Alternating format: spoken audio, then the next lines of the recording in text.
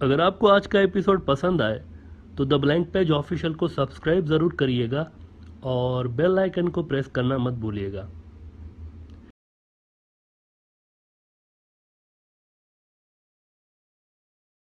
अफगानिस्तान से जलील होकर हारने के बाद अभी अमेरिका को वहां से गए हुए 6 महीने भी नहीं हुए कि एक बार फिर ये इतलात आ रही हैं कि वाशिंगटन वाले बाबा अब यूक्रेन के अंदर भी फौजें भेजने पर गौर उन्होंने शुरू कर दिया है। रूस की यूक्रेन पर इन्वेजन को रोकने के लिए उन्होंने भी वहां पर फोर्सेस भेजने का ऐलान कर दिया वाशिंगटन वाले बाबा ने। लेकिन अमेरिका अब यूं लगता है कि खुद अमेरिकन जो है ना वो बेदार हो चुके हैं मुसलसल जंगों से, और अपनी हुकूमत के मुसलसल जंगों में पैसे झोंकने से अमेरिकन जो लोग हैं वो भी बेदार हो चुके हैं। कल ये हुआ है एक इंटरेस्टिंग, बहुत ही इंटरेस्टिंग चीज़ हुई है कल। अमेरिकन सदर जो बाइडन साहब ये प्रेस कॉन्फ्रेंस कर रहे थे। जाहिर है उनकी तो बड़ी स्ट्रांग डेमोक्रेसी है, इसमें शक नहीं है। मतलब जो सदर है वो कोई स्क्रिप्टेड सवालों के जवाब नहीं दे रहा होता, उनका मीडिया उनके सामने खड़ा होता है और जो मुंह में आता है, जो सवाल उनको पूछने होते हैं वो पूछ रहे होते हैं, भले किसी को अच्छा लगे या बुरा लगे। ये बात आपको माननी पड़ेगी अमेरिकन की, उनके यहाँ फ्रीडम ऑफ एक्सप्रेशन इस हवाले से मीडिया में है। तो कल क्या हुआ कि ये भाई साहब बात कर रहे थे वाशिंगटन वाले बाबा, और उनसे जनाब वेस्ट का एक बहुत बड़ा मीडिया आउटलेट है, उनके जर्नलिस्ट ने उठ के सवाल किया कि बाबा जी अमेरिका में इतनी ज़्यादा महंगाई क्यों हो गई है भाई, ये इन्फ्लेशन रेट्स कभी देखे हैं आपने, कहाँ पहुँच गए, इस पे क्या कहेंगे आप। ये हमारे मुल्क में महंगाई इतनी बढ़ती, लोगों का जीना दोपहर हो गया, हमारे देश में क्या हो रहा है, आप इस पर ज़रा बात करें, अमेरिका माता की जय। लेकिन जवाब में वाशिंगटन वाले बाबा ने क्या कहा, उन्होंने गुस्से में आकर कोई ऐसी बात कर दी है जो कि दुनिया भर में इस वक्त खबरों में रिपोर्ट हो रही है, दुनिया भर में उनकी जगह सही हो रही है कि उन्होंने क्या क्या जवाब दिया है। उन्होंने जर्नलिस्ट से कहा, वाशिंगटन वाले बाबा ने इस सवाल पे, महंगाई के सवाल पे, उन्होंने कहा कि स्टूपिड सन ऑफ अब ये तो एक इस तरह की गाली है, बंदा रिपीट भी नहीं कर सकता, लेकिन मैं क्या करूं। अच्छा, मैं इसका एक अल्टरनेट वर्ड आपको कह के बताता हूं, आप खुद ही समझ जाएंगे कि वाशिंगटन में वाले बाबा ने क्या कहा होगा। उन्होंने कहा stupid son of a pitch. Now इससे एक तो ये महसूस हो रहा है ना कि बाइडन इस वक्त शदीद दबाव में। एक तो चाइना ने अमेरिका को सेंट्रल एशिया, आसियान का जो ममालिक हैं और फिर साउथ एशिया, हर जगह धपड़धूस कर दी है चाइना ने। फिर रूस ने उनको वहाँ यूक्रेन में परेशान करके रख दिया है, और फिर मिडल ईस्ट और अफ्रीका में जैसे दोनों मिलके खेल रहे हैं, चाइनीज़ और रशियंस, उनको अमेरिका काउंटर नहीं कर पा रहा। इसराइल अलग से उनके कंधे पे बैठा फुदक रहा है कि ईरान को देखें, ईरान को देखें। ऐसे में मुल्क के अंदर से अगर लोग चीखने लगे कि हाय महंगाई, हाय इन्फ्लेशन, तो ऐसे में बाइडन साहब की फ्रस्ट्रेशन ये समझ में आ रही है। ये सही है, वो भी अपनी जगह पे। इतने ज़्यादा टेंशन से अगर एक बंदे के सर पे हो तो वो पूरा फ्रस्ट्रेट हो सकता है, इसमें कोई ऐसी बात नहीं। अलबत्ता प्रोबेबली उनको ये एहसास नहीं था कि जब वो ये मैजिकल वर्ड्स कह रहे हैं ना, stupid son of a pitch, तो शायद उनको ये एहसास नहीं था कि माइक खुला हुआ है। उनको ये पता नहीं था माइक खुला हुआ है, तो ये अब्यूजिव वर्ड्स आ गए, सारी दुनिया में रिपोर्ट हो रहे हैं कि ये क्या, किस किस्म का बंदा है बाइडन। वैसे generally he is very calm and composed sort of a character, लेकिन अपना कूल वो लूज़ कर गए। वैसे अगर आप बाइडन के इस बिहेवियर से हैरान हो रहे हैं ना कि ये इतना कंपोज्ड बंदा है, फिर इसने कैसे कह दिया, तो हैरान मत हो।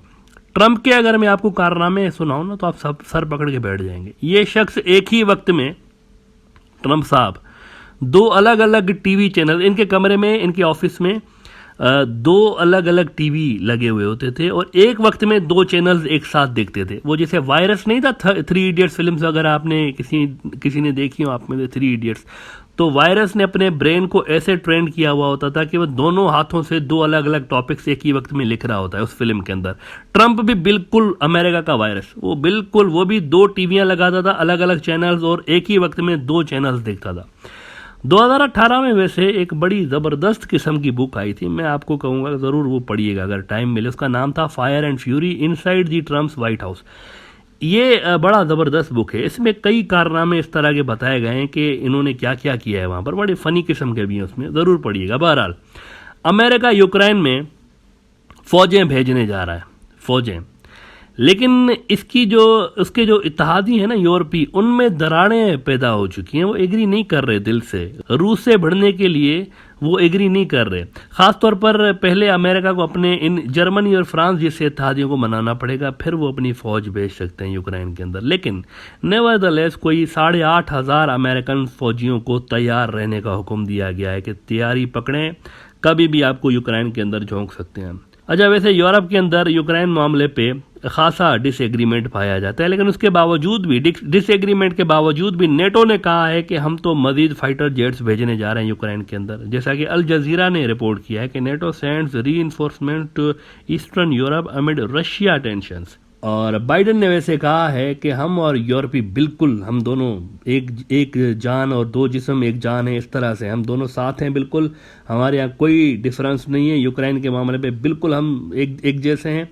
लेकिन बहुत सारे इवेंट्स मित्रों ऐसे हुए हैं, ऐसी स्टेटमेंट्स आई हैं जर्मनी और फ्रांस के लीडरान की जानिब से, जिनको सुनकर यूं लग रहा है कि शायद बाइडेन का दावा सही नहीं है। जिनको जैसे मैक्रोन ने कहा उस दिन कि हमें खुद रशिया से बात करनी चाहिए, फिर जैसे जर्मनी ने कहा कि भाई मेड इन जर्मनी हथियार रशिया के अगेंस्ट यूज़ नहीं करने चाहिए नेटो को।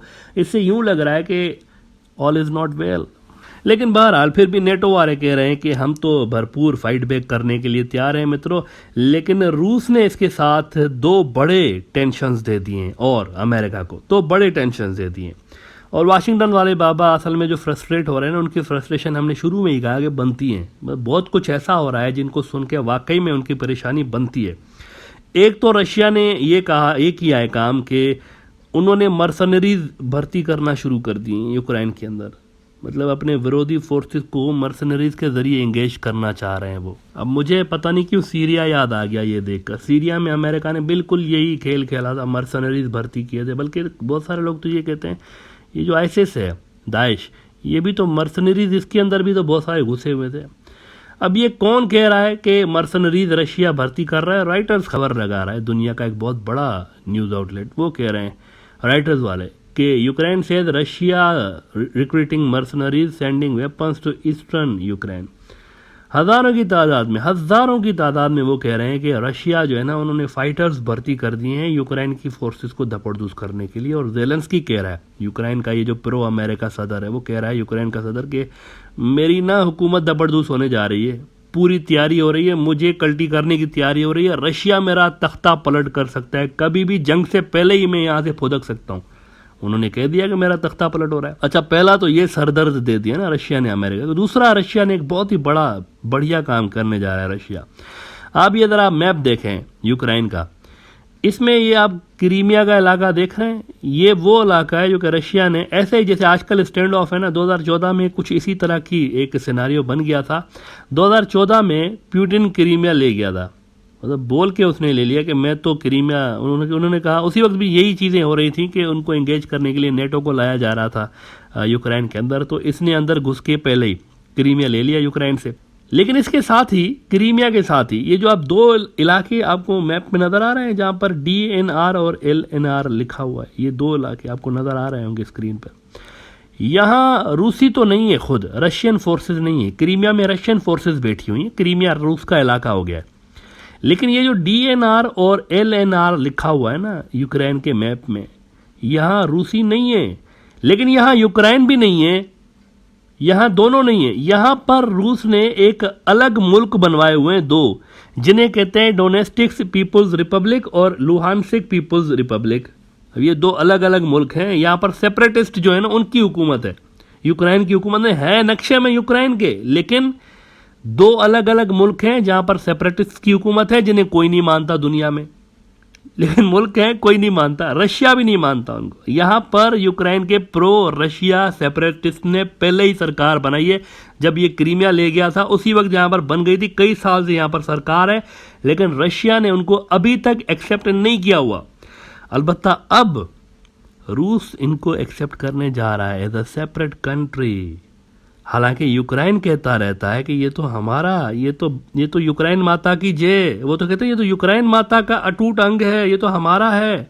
खतरा ये है लेकिन कि इनको अगर अलग मुल्क एक्सेप्ट कर लेना रशिया, तो इनको कहीं CSTO में ना ऐड कर दे, ये खतरा है असल में। मतलब अगर ये CSTO में ऐड कर दे, CSTO आपको याद है कि जैसे अमेरिका ने नेटो बनाया हुआ है ना, वैसे रशिया ने CSTO बनाया हुआ है, उसमें सेंट्रल एशिया के सारे मुल्क हैं और रशिया के जो इत्तेहादी हैं वो शामिल हैं उसमें।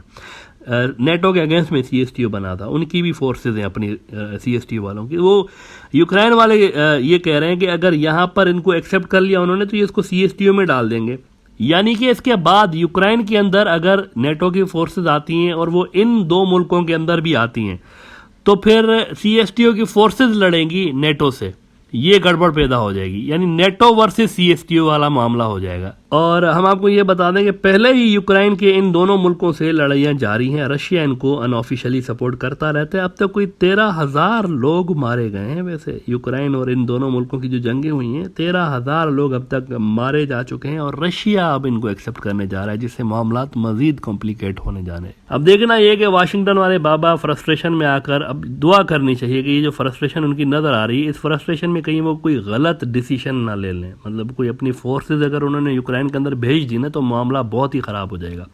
It will be America versus Russia directly, और ये फिर एक बहुत बड़ा इवेंट होगा दुनिया का और इसके बहुत दूररस नताइज दुनिया के ऊपर डालेंगे।